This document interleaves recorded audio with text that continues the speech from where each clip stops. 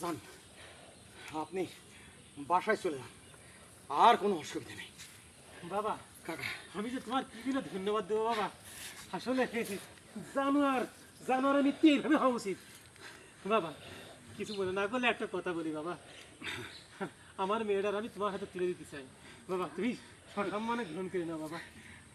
এই নাও বাবা। কাকা, আমি আমি এত বড় উপকার আপনার করিনি যে আপনি আপনার আমানত আমার হাতে দিবেন। হ্যাঁ, জি বাবা নি। আমি একটু করেছি, হয়তোবা আমি করিনি, আল্লাহ পাক করেছে।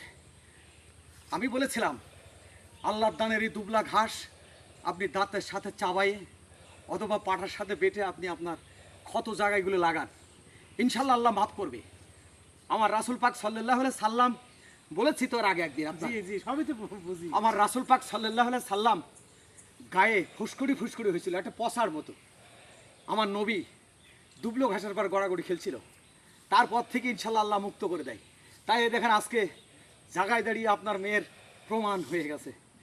আল্লাহ পাক দুবলো ঘাসের উসিলাই তার মুখের ঘাস সুস্থ করে দিয়েছে।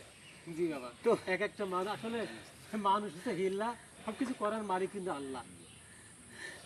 বাবা আমার মেয়েটা বাবা তোমার তুলে দিলাম বাবা। ঠিক বাবা, যাও তাহলে বাবা।